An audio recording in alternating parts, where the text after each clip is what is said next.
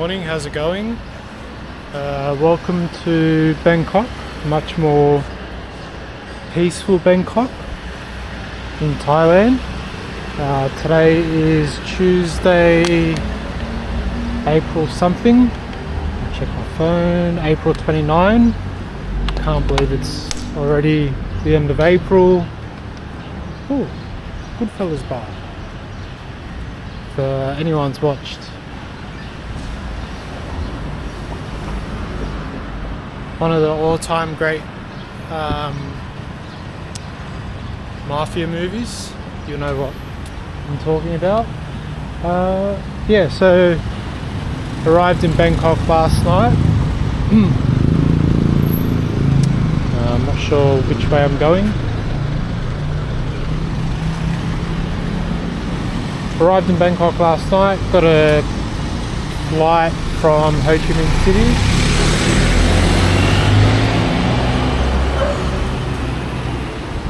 Got a flight from Ho Chi Minh City, which was an hour and a half.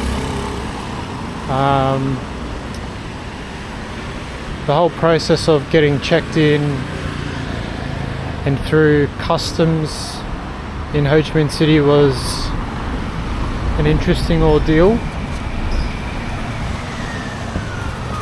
It took about an hour and a half.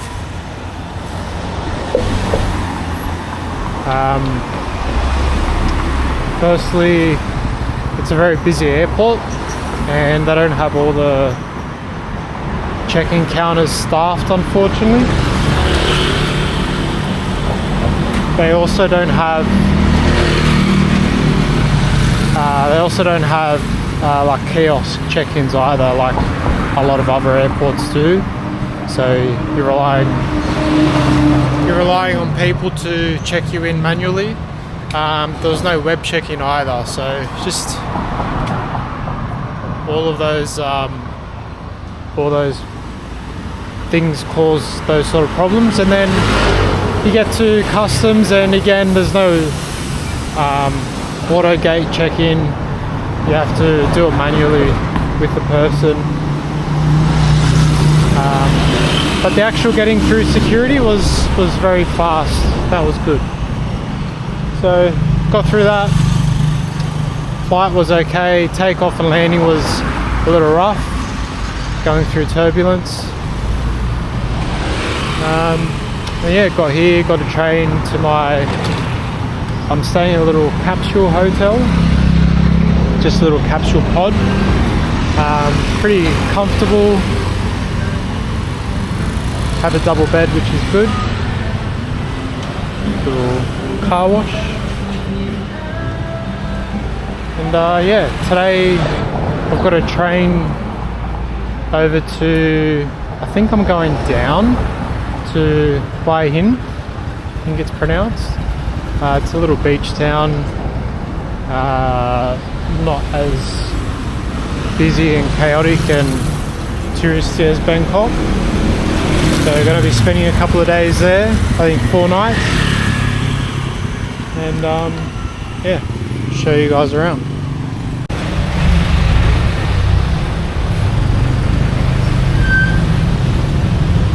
Let's check out the cable work.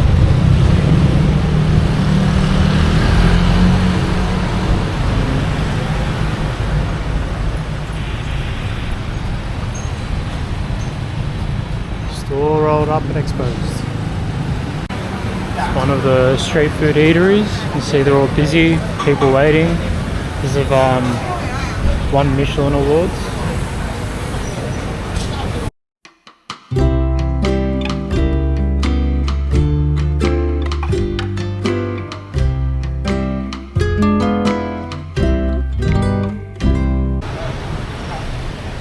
As Action Bronson would say, fuck me, that was delicious. So I got the tom yum soup, noodle soup with egg noodles. The egg noodles were thin. I've actually never had thin ones, I'm pretty sure. Usually I have thicker ones, but yeah, they were really good. Really soft, delicate. And they seem to mix into the soup really well. The soup itself was very spicy, had a creaminess to it, but still felt very light. Then I had minced pork and fish balls with it as well. The pork was really nice. It was perfectly cooked. You get clumps of it, so, and you know, you break the clumps. It didn't just all break apart by itself, which is really good. And the fish balls were soft, almost gooey when you chewed into them. Yeah, and that was 80 baht, which is about $4 for a large bowl. Yeah, highly recommend it. I'll put the name in the video when I edit. Some of the little food sellers on the street, got fruit there. Not sure what these balls are. Got little cakes, fruit, 20 baht for a packet of fruit. You get little meals for 50 baht, which is like $2.50. And you get those street sellers all over the place, more so in the mornings. So especially around breakfast time, you'll get all of them out, and they'll just do packets of rice with, you know, whatever meat, protein or fish, an egg usually, and then yeah, the fruit, you find them all over the place as well. For any first timers coming to Bangkok, when it comes to food, 2 suggestions are, firstly, just watch the spice. Usually on the menus they'll put on there,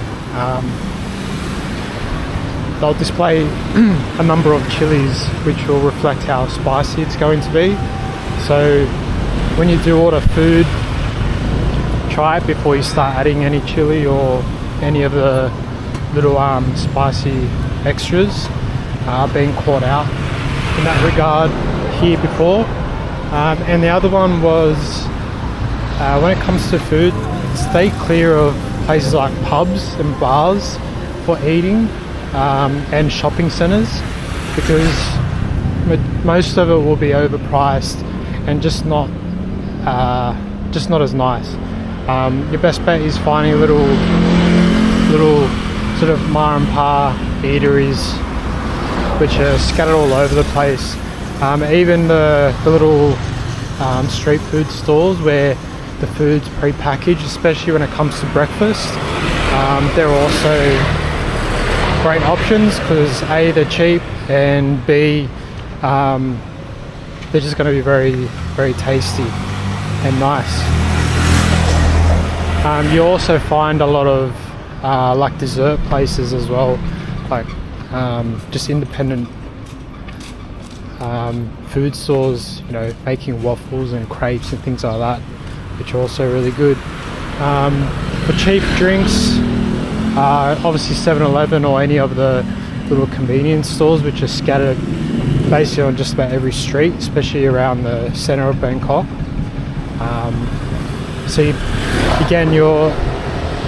So just as an example, I went to a bar last night just to have a Coke, and that cost me 90 baht, which is like $4.50 or something for a Coke, whereas if you go to a 7-Eleven or one of the convenience stores, you'll pay between 15 and 20 baht, which is $1. So the bars here, are very heavily inflated with their prices. You can buy things like beer at 7-Eleven as well, except I think between 2 p.m. and 5 p.m. you can't. But outside of those hours you can buy alcohol as well.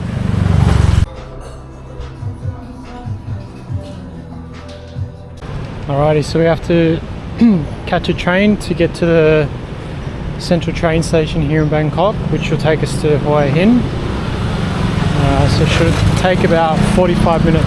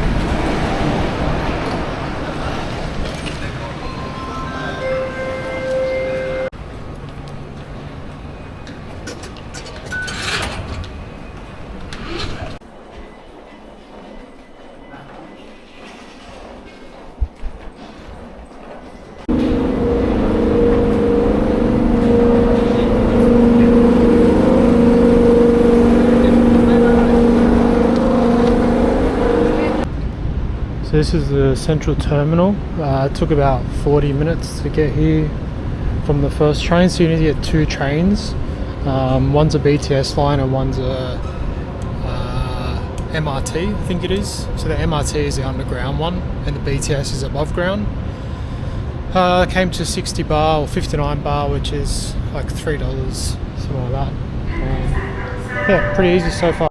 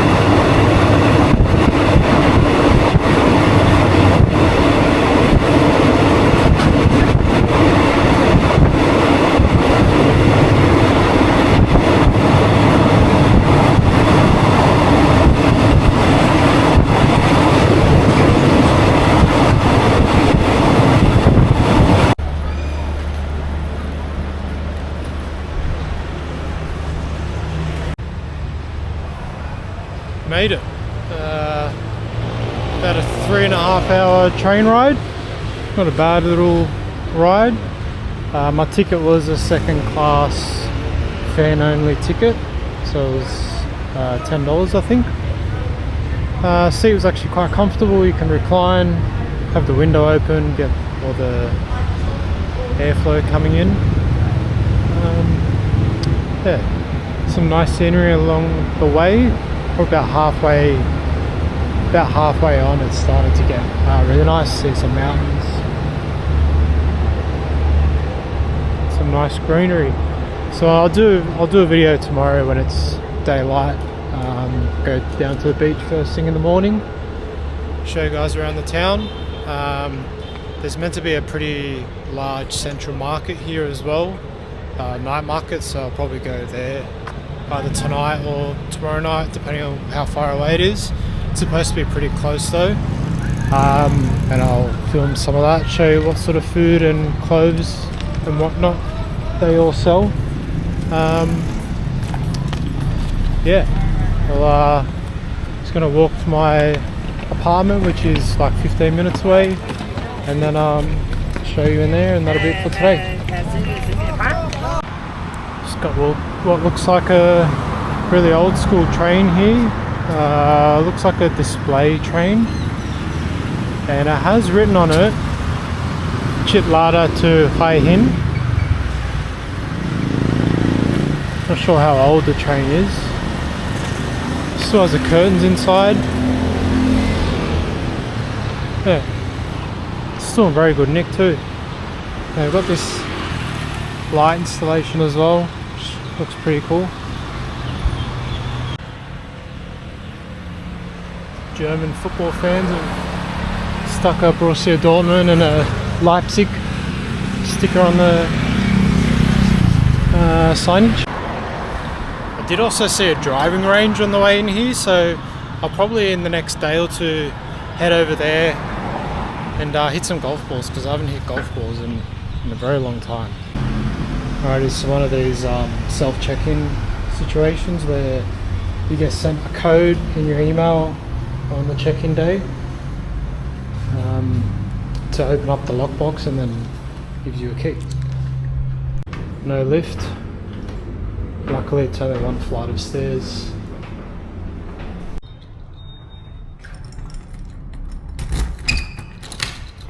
And this is the room. Turn the light on. So I think this was $30 a night. It's about a 15-minute walk from the train station. So large, I think it's a double bed, maybe a queen, I'm not sure. Large double bed, little fridge, workstation, TV, it's pretty normal. Hairdryer, kettle. Some bowls, spoons, forks, mugs, cups, 3 bottles of water, some extra TP. Got the shower. Thankfully it's separate from the toilet, which is always nice. To have a mosquito there. Hate it when they bite me. Just a small little view of the street, and we'll do a bed test. Pretty decent. Not too bad. Not as hard as the beds in, not as hard as the mattresses in Vietnam, which is good. Got a couple of PowerPoints next to the bed, which is also very helpful, and some bedside shelves. So yeah, been there as well. I'll post the exact cost, but I think it was about $30 a night. I'm here for 4 nights.